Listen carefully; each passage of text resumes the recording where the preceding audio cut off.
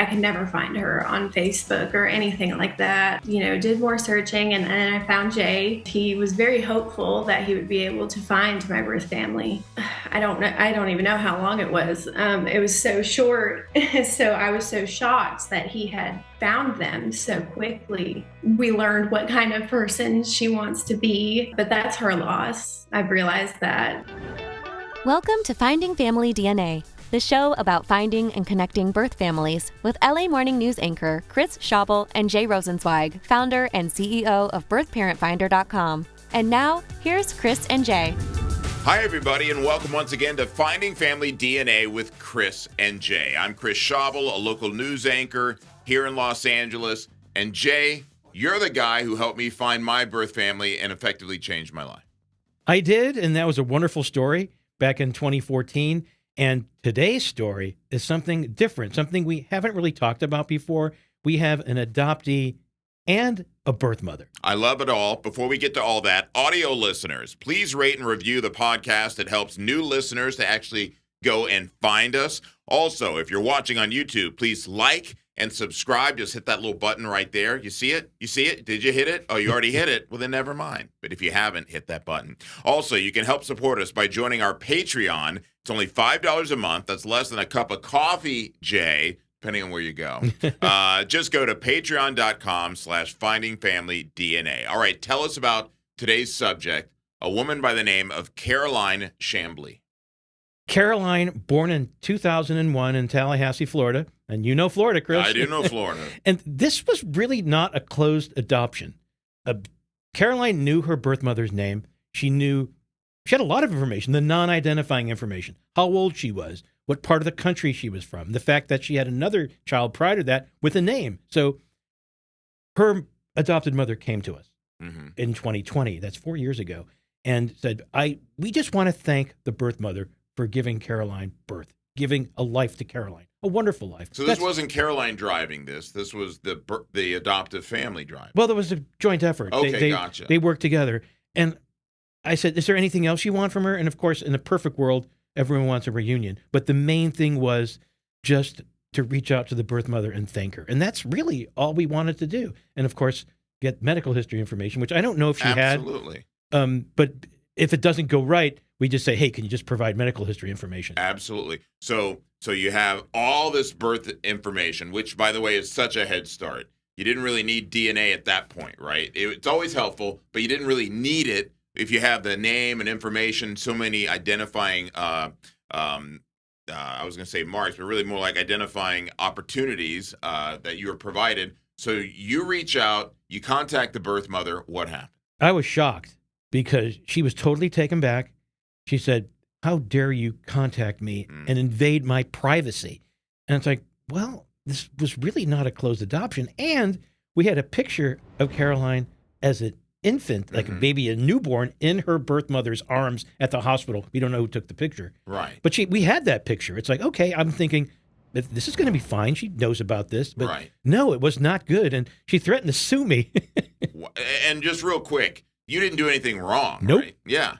So she threatened to sue you because why? Invasion of privacy of some kind? Exactly. Probably because she told nobody. Oh. And that's we always talk about this. That's a real problem. Right. You got to be transparent with your family, with the people you know, and say, hey, I had a child at this time in my life, just so you know, because it'll show up in DNA eventually. Well, she did take a 23andMe test, but that didn't help us. Right. And I didn't even need it because realistically it took just a few minutes to find That's her. what I was going to say. You had so much information. Before you go further down this road, let's go ahead and bring in Caroline Chamblee. Caroline, hi. Hi, how are you? We're fantastic. Thank you for doing this, for sitting down with us and taking the time to share your story, because I think it's so unique in so many ways, and we're going to get to some of those ways. Let's backtrack just a little bit. So your adoptive family, you and your adoptive family decide, hey, let's go ahead and find my birth family. Tell us about that discussion before you even contacted Jay. Tell us about that. Well, I had always grown up knowing that I was adopted, so I was comfortable talking about it with my adoptive parents, and they were always very open to trying to find my birth family. They just, I'm their daughter. Why wouldn't they want to know more about their daughter? So they had always been wonderful in that aspect. And so I had, done my own kind of searches and stuff like that because I did know her name, but I could never find her on Facebook or anything like that. And I did the 23andMe, and it really, like second, third, fourth cousins. So it wasn't helpful. So then I finally did my own research as when I graduated high school. And I talked to my parents about it. And so I, did more searching, and then I found Jay and contacted him, and he was very hopeful that he would be able to find my birth family. He was always very joyous, very joyful, which was a big help. And then, within, I don't know, I don't even know how long it was. It was so short. So I was so shocked that he had found them so quickly. And then he contacted her on my behalf, and we learned what kind of person she wants to be. Unfortunately, but that's her loss. I've realized that because, my son and my daughter are two big parts of my life. They're so full of life, and so nice to be a part of their life. So she's missing out on that. So before we move on from that part, that element, there's a couple of things that I wanted to ask you about. What was your hope? Because I think you were like, I think Jay advises most people it can go either way. We don't know how it's going to go. Most people are hopeful. I was hopeful. It worked out for me. Doesn't always work out. This is one of those times where it definitely didn't work out. But what was your hope, or just your realization going into it before you received word that your birth mother was effectively hostile to Jay's just basic, attempt to create a line of communication?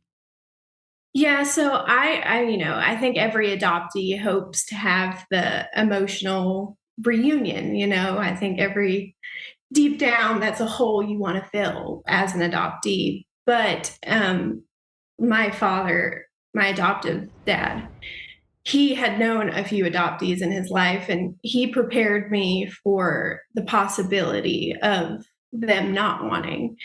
And I think also every adoptee thinks that their birth mother will be more inclined to want a relationship rather than the birth father, when it comes to the circumstances to which they had a child together. But of course, I was hopeful that she would want to have a relationship and get to know me. Yeah. And Jay, before we move on from this element, the mother, you were able to get some information. What were you able to get, even though she was hostile to you calling her? What were you able to find out? So my objective is to have her on the line as long as I can. Right. And just not have her hang up on me. But forgive my ignorance. Is Florida a two-party state where you can't record the call? Do you ever record these calls or not? Rarely. Rarely. I don't want to take that chance. Yeah, you're smart because you got to know if it's a two-party consent state, and if you're breaking the law. Sometimes it's a one-party. I know California's a two-party consent state. Yeah, so. I've recorded probably a dozen over my career. It's like that's really it. But that's rare. A dozen sounds like a lot. It's not. It's considering how many calls you've made. Okay, so you're keeping her on the phone. What are you trying to get out of her? First, I realized she doesn't want to cooperate whatsoever. Right. And then I said, can we at least get some medical history information? Yeah. And I believe, Caroline, correct me if I'm wrong, she provided me with vague medical history. Is that right? I don't remember. I don't think that she did, if I'm not mistaken. She pretty much cut it off pretty quick. She said, we're fine. She doesn't have to worry about anything. Oh, my God. It's like, okay, well, then I don't know what that means. That's vague. It's like, I don't know what that means. But this woman was downright mean. I don't like using those terms, but she was mean. I think you caught her really off guard. I think she had buried that. If I'm guessing, I don't know. I can't put words in someone else's mouth, but clearly she wasn't ready to talk about it, and you did catch her by surprise. And not that that's a good or bad thing, and I think maybe she had kept a lot of it from the people in her life. I don't think she buried it because, first of all, it went through an attorney. I don't mean buried it like it can't be out there. I mean like it's not a part of her common story, if that makes sense. Like the people in her life probably didn't know about this. I don't think she was ready because she does have a son that we even knew his name. And Caroline, how did you even get all this information? That you had her name, you had her son's name. Where did that come from? Well, when my parents came to adopt me, when they got the call, actually the attorney that worked my adoption case, her name is Mary Lou. She is very close with our family still. We've always kept in contact. She was actually the first one to hold me and waited for my parents to get there. But she had a few, like when I was probably 13, I asked her about my birth mother, and she had since retired. So she told me the little things that she could remember. But my parents, they found out from one of the nurses that was in the hospital at the time, she was an adoptee. And she found out that they were adopting, and she actually gave them like a whole bunch of formula, like so much. They had an overstock, couldn't use it all. And she was a sweetheart. And she had actually, kind of left a little bit of information like in vision. So, and of course, my father just remembered that and always did. So he had told me that her name was, Amanda King, and that they thought she had a child that was around 3 years older than me. Said, his name was Dawson, and so that was just an assumption. We weren't 100% sure, but that's what we had gone by. So this information really wasn't public. This was a closed adoption, correct? It technically was, but we had been able to, find out that little bit of information. And my parents, when I wanted to know, they had. Yeah. Well, now we're going to delve into, okay, so one door closes, another door is about to open, and we're going to talk about that right after this quick break. You're watching Finding Family DNA with Chris and Jay and Caroline today. We'll be right back. This is Jay Rosenzweig, the founder and CEO of BirthParentFinder.com. If you're looking to find your birth parents or anyone in your birth family, give us a call at 866-572-3463 or go to our website, BirthParentFinder.com. Hi, welcome back to Finding Family DNA with Chris and Jay, and we have on with us Caroline Chamblee. And Caroline, we talked about finding your birth mother and that she wasn't receptive. And then the 23andMe really wasn't helpful to find your birth father. So I basically told you, go ahead and take an ancestry DNA test. And then I was not involved with that at all. We hadn't spoken for a long time after that. So you took an ancestry test. So tell us what happened when you got those results. So actually, my two maternal aunts and my maternal grandmother came up as my closest relatives on there. And so I told you, like, what should I contact them or what? And you wrote out a nice thing for me. I wouldn't have been able to even think at that point. And so I sent that to them, and I heard back later from a few of them. And they were very kind, but, due to my birth mother's kind of struggle with the situation, they didn't want to get too involved and stuff like that, which I completely understand. I don't want to break up a family, even though I'm blood related. I'm not family, technically. My parents and my adoptive family are my family. And we hear that a lot. Yeah, we do. I feel the same way. I'm with you 100%. Yeah. Oh, yeah. I never felt adopted. That's for sure. There was one second cousin that was a paternal, on my paternal side. That was the closest one. So I asked Jay, should I just maybe reach out to her and see if she could figure it out? And he said, that, yeah, you could definitely try. So I sent her the same message, and she almost immediately responded and was saying, I'm not sure, but I'll go through my family tree and see if I can help you out. And she was just amazing. And the next morning I woke up to a message where she said, I think I found your dad. Oh, wow. And he wants me his contact information. And so apparently my great grandmother had just passed a few months before. And so she was the executor of her will. They were very close. She was like a mother to her. And so at the funeral, she remembered one of the cousins being from Pennsylvania and moving to North or South Dakota. And let And me at interrupt that, you real quick because you knew your birth mother was from Pennsylvania. We knew that. yes, we knew that. And speaking to some of my maternal family, I found out my birth father possibly could be living in North or South Dakota.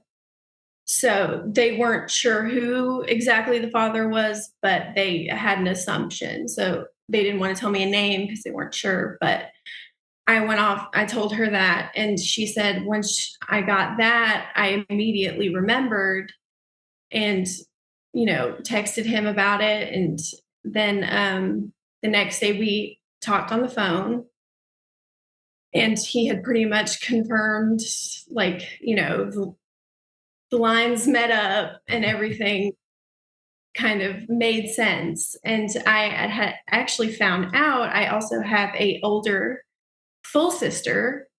Wow. She's a year older than me. Unfortunately, she has cerebral palsy. So I don't think she's very limited in her mental and physical ability as far as I know. So that would have been nice medical information to know for my family. I don't know the circumstances of how that happened, but it's important. It's important medical information.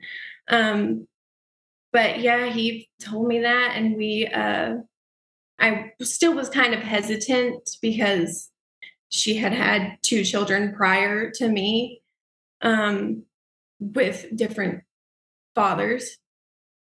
So I just wanted to make 100% sure. So we ordered a DNA test, a paternity test. And it was so funny when he was already sure Mhm. that, he was like, I don't even have to really, like, I don't need that. But if you need it, of course, I'll do it. But he immediately accepted me as his daughter. And I sent him a little clip of "You are the father" when I got the results. And That's he was funny.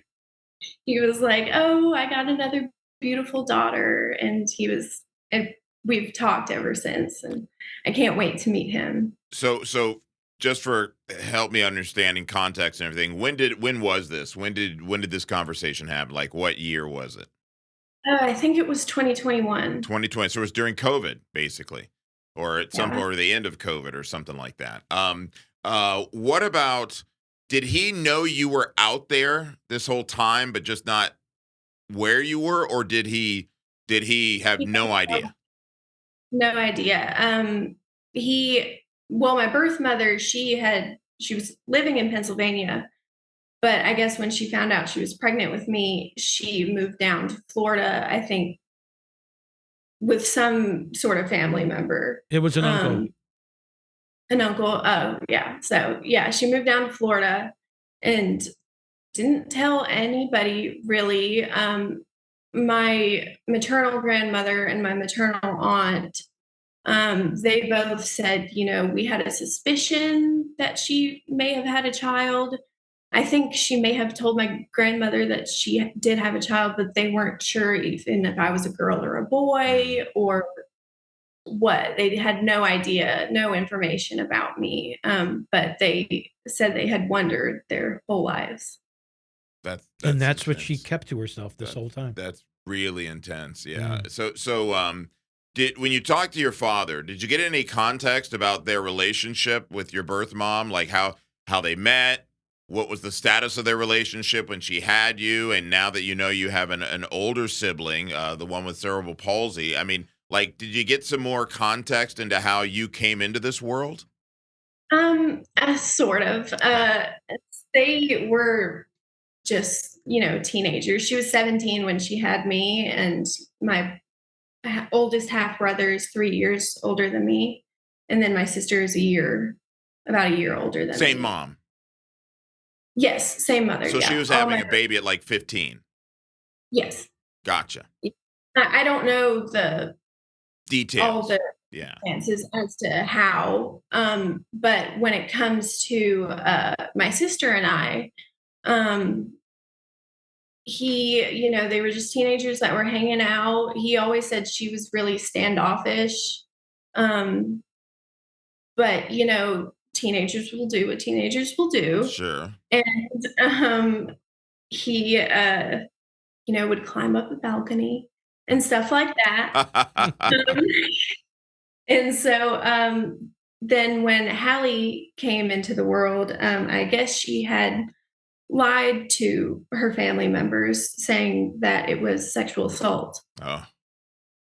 And so my birth father wasn't even able to meet my sister until she was 9 months old. And I think, my birth mother kind of finally came clean that wasn't exactly how it happened. But then I think when I came along, it was further proof that wasn't how it happened. So I think that's probably another reason she, didn't really tell anybody and hid it. Did your birth father have any explanation as to why your birth mother gave you up for adoption? I know she was, relatively young to be starting a big family and all that kind of stuff, but I'm just curious, did you have any information as to why it was best for you to be given up for adoption? I mean, 17-year-old with 3 kids, I think that was probably, and, one with disabilities. I think that probably had a big factor in it. And who knows, she may not have known if I had any disabilities myself. I don't know if she ever did any sort of genetic testing or anything like that while she was pregnant. But I think that had a big part to play in it. And I think also the fact that she had lied on certain instances as well. And she never told me, the birth mother never told me or asked me if Caroline is okay. Yeah. She never, it's kind of callous of her not even, Well, is she okay? I think, again, I don't know this person. I don't know any of the background or circumstances in depth.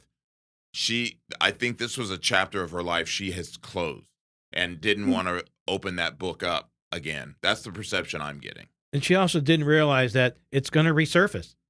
And it resurfaced when you were, I believe, 20 at the time? Well, I was born with a big heart, so I don't understand where she could, give birth to a child and not wonder. You know what I mean? As a child, it was heartbreaking, but as a mother, I pity her, because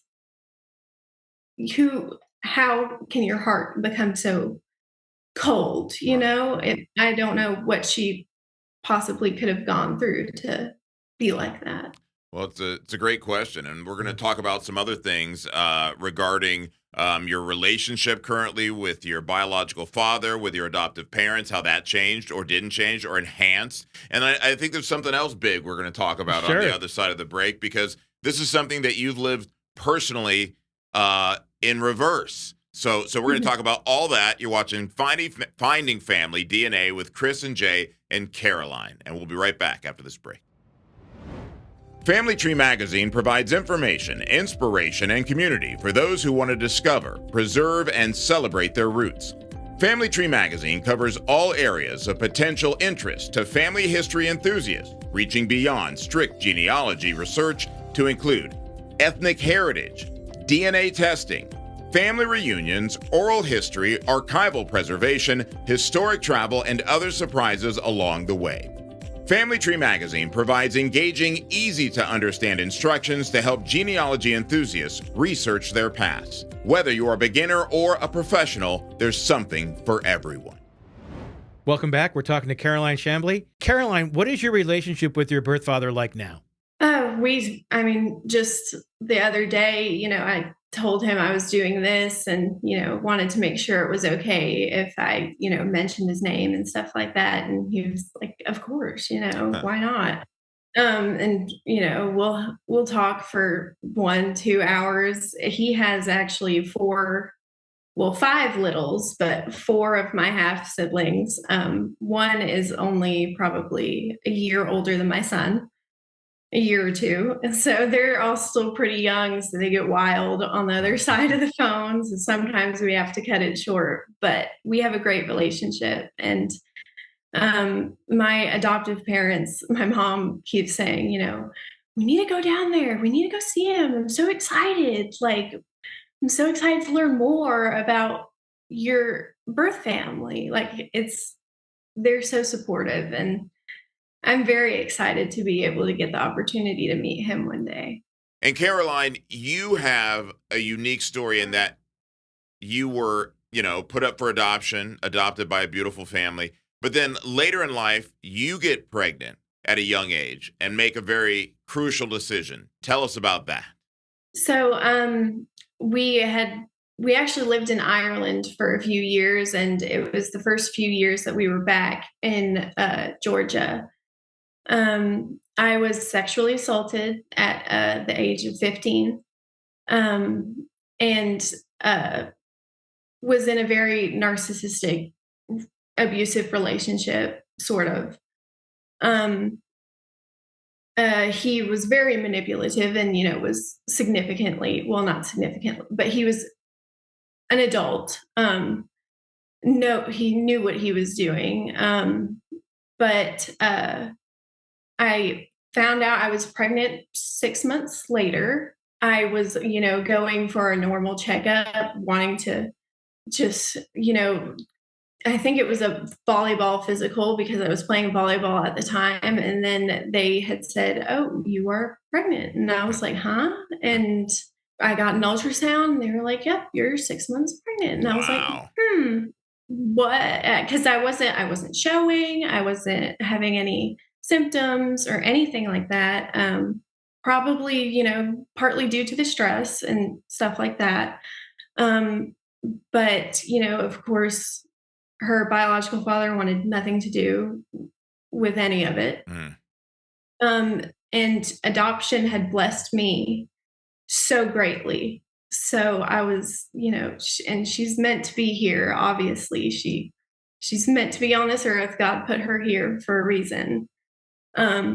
And so we had contacted the lady that did my adoption, and she worked my daughter's adoption. And she originally had found two birth parents she thought would be a match. They unfortunately had a death in the family, so they weren't thinking about adoption anymore at the moment. And then she found this beautiful couple. I thought it was so funny because they had 4 cats and 2 dogs, and so did we. They were from Florida. It was a perfect fit. And then we met with them, and I automatically knew our family's not just growing by one, it's growing by 3 now. And they have a beautiful baby girl that's ready to meet them. So you just made the right decision based on the circumstances under which you got pregnant and wanting to give this child the best life that it could have, correct? Yes. Oh, yes. I mean, I wanted to keep her so bad. I've always wanted to be a mom, but I knew that she was in great hands. They were absolutely amazing, and there were so many signs from God that this was meant to be. Tell us about your relationship. Do you keep I mean, I know you don't want to interfere, I'm sure, but what kind of relationship, if any, or just tabs do you keep on that little girl?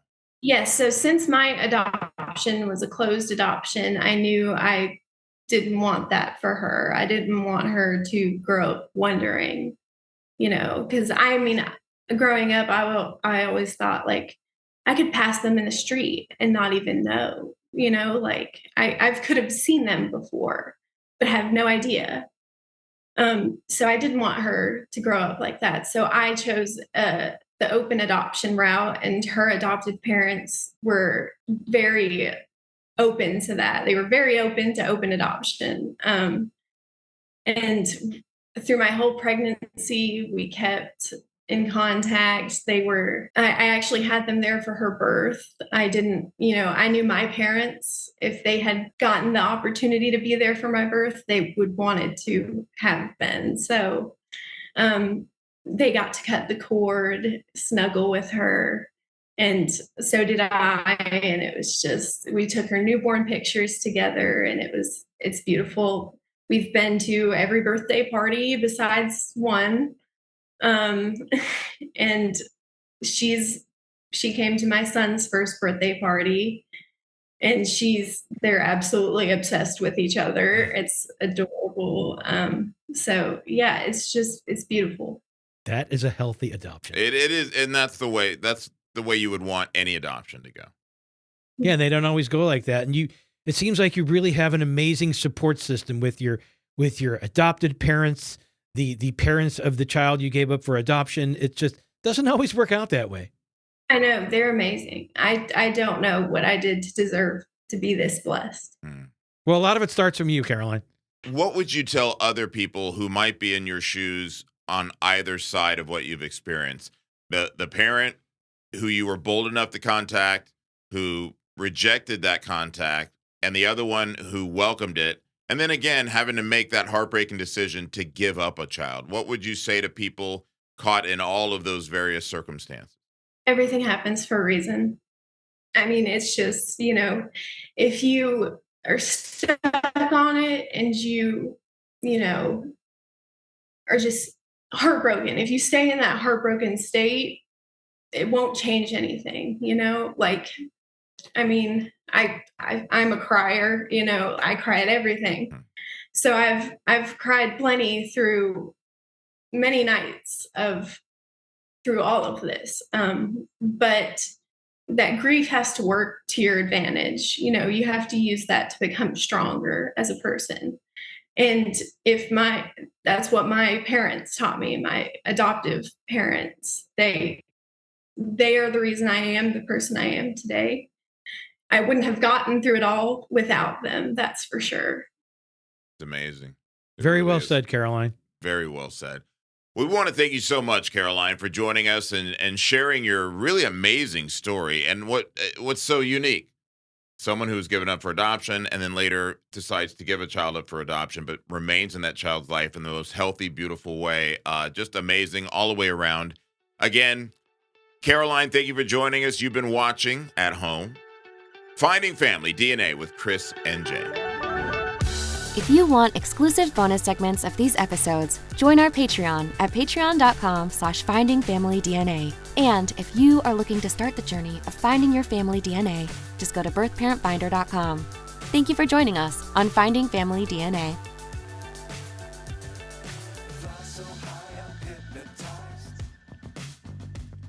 What's up is down, what's left is right. Chasing stars.